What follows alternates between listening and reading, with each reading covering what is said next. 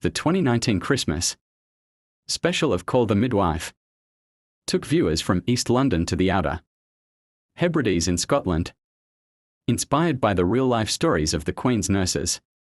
These remarkable women served as nurses, midwives, and even doctors in remote communities, with limited access to modern medicine and transportation. The Queen's nurses travelled by motorcycle and boat, often creating homemade medicines from ingredients like rabbit and tripe. Their work was resourceful and demanding. Heidi Thomas, the executive producer and writer of Call the Midwife expressed her fascination with their ingenuity and hinted at the potential for a future spin-off program featuring Scottish nurses. These nurses were part of the government-funded Highlands and Islands Medical Service, HIMS, a unique trial of free medical care that began 35 years before the establishment of the NHS.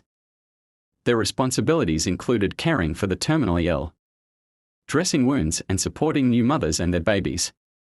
After receiving pioneering training in Glasgow or Edinburgh, these nurses worked independently to support entire rural communities.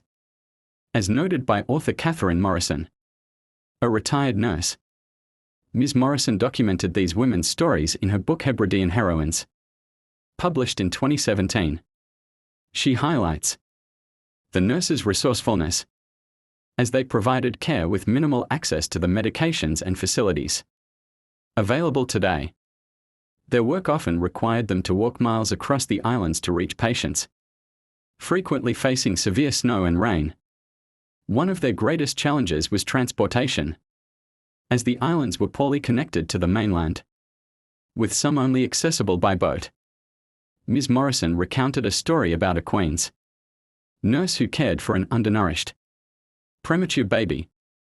With no nearby hospital, the nurse decided to apply cod liver oil to the baby's skin using cotton wool, hoping to provide essential nutrients. When the doctor returned 2 weeks later, he was surprised to see the baby's significant improvement, although he was puzzled by the strong fishy smell coming from the infant.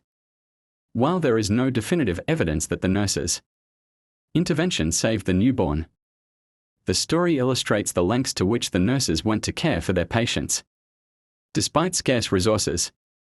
Ms. Morrison also shared a story of one nurse who saved a little girl who had fallen into a pot of soup and sustained burns. Given that fireplaces at the time were often located in the center of the room, Ms. Morrison began her nursing career on the Hebridean island of Bernera in 1978, before becoming a district nurse in Stornoway.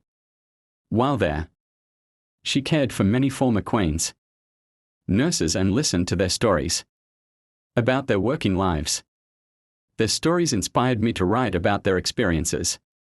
They were certainly confident and capable women, she reflected.